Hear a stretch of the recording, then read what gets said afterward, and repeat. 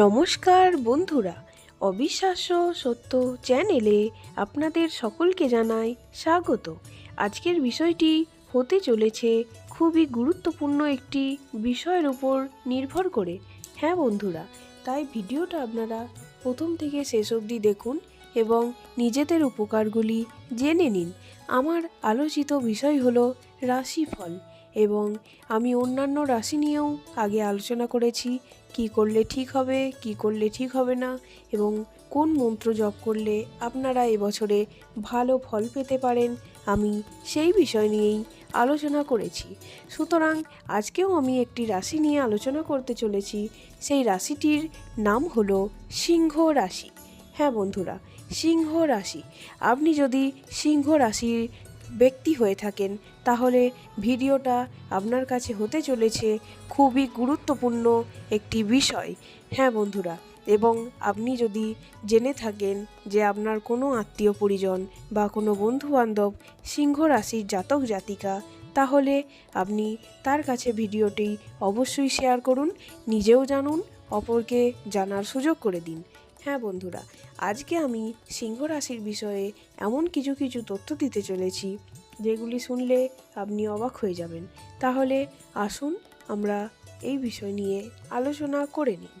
আমি প্রথমেই বলবো, সিংহ রাশির যেই মন্ত্রটা জপ করলে এই বছরে খুব ভালো, মানে খুবই ভালো ফল পেতে চলেছে, সেটি হলো দুর্গা মন্ত্র জপ। হ্যাঁ বন্ধুরা, আপনারা খুব মন দিয়ে এবং নিষ্ঠা ভরে দুর্গা মন্ত্র জপ করুন এবং তার ফলে দেখবেন আপনাদের উন্নতি কতটা হয়। সমস্ত বিপদ আপদ থেকে আপনি রক্ষা পাবেন, এবং তার জন্য আপনাকে সকালবেলা একবার এবং সন্ধেবেলা একবার দুর্গা মন্ত্রটা অবশ্যই জপ করা দরকার। এতে দেখবেন আপনাদের জীবনে কতটা উন্নতি হয়, তার সঙ্গে অর্থপ্রাপ্তি ঘটবে আপনাদের জীবনে। আমি এগুলি আপনার কাছে মন্ত্রগুলি তুলে ধরছি এবং আপনাদের সুবিধার্থে আমি বলে দিচ্ছি, আপনারা দরকার হলে খাতায় লিখে নিন। সেটি হলো, আমি মা দুর্গার অনেকগুলি মন্ত্র আপনাদের কাছে নিয়ে হাজির হয়েছি, এবং এইগুলি যে কতটা গুরুত্বপূর্ণ সিংহ রাশির ক্ষেত্রে বলে বোঝানো যাবে না। আমি প্রথম মন্ত্রটি বলছি, এটি প্রণাম মন্ত্র।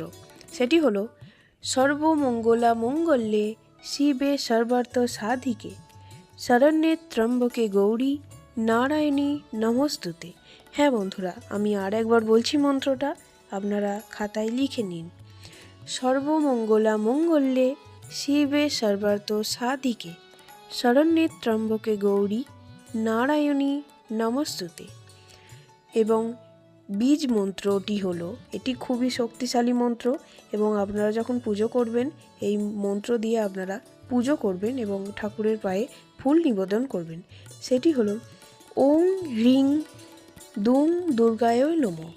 আরেকবার বলছি, ওং হ্রিং দুং দুর্গায় নমঃ।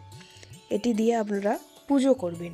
এবার দুর্গার জপ মন্ত্র, যার ফলে সমস্ত মনের ইচ্ছা পূরণ হবে, এই মন্ত্রটিও আপনারা জেনে রাখুন। সেটি হলো, ওং জয়ন্তী মঙ্গলা কালী ভদ্রকালী কপালিনী দুর্গা শিবা ক্ষমাধাত্রী সাহা সদা নমস্তুতে। আর একবার বলছি, আপনারা মিলিয়ে নিন।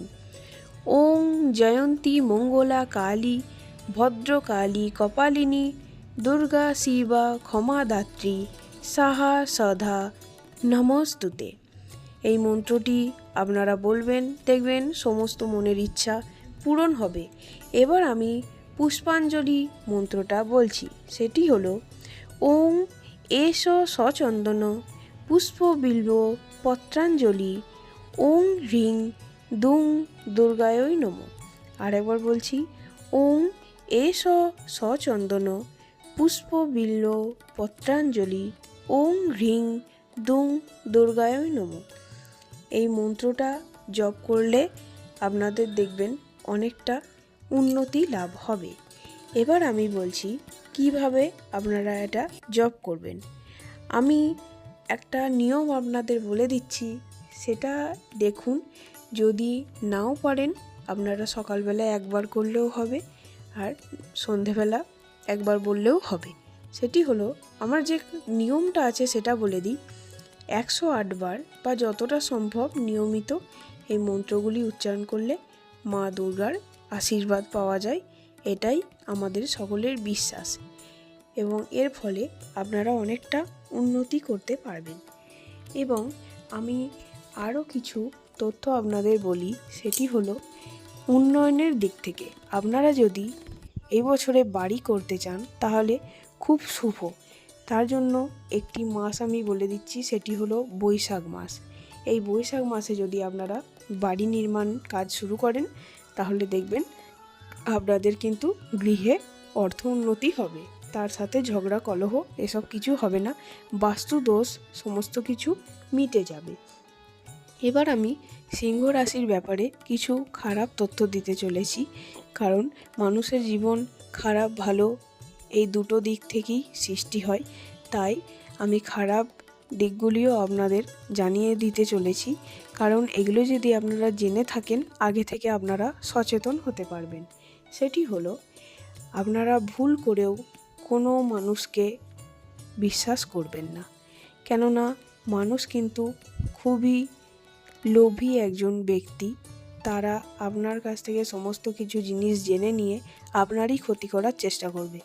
আপনি কতটা উন্নতি করলেন, কতটা ইনকাম করলেন, এই সমস্ত কথা আপনারা কাউকে জানাবেন না, সবসময় নিজের মধ্যে চেপে রাখুন, নাহলে কিন্তু আপনারই বিপদ।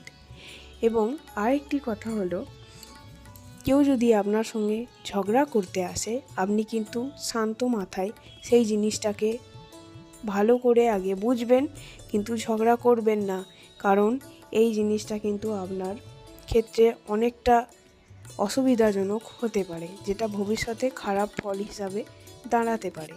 এবং আপনাদের পরিবারের উপরেও এটি কিন্তু বড় একটা আঘাত হিসাবে নামতে পারে।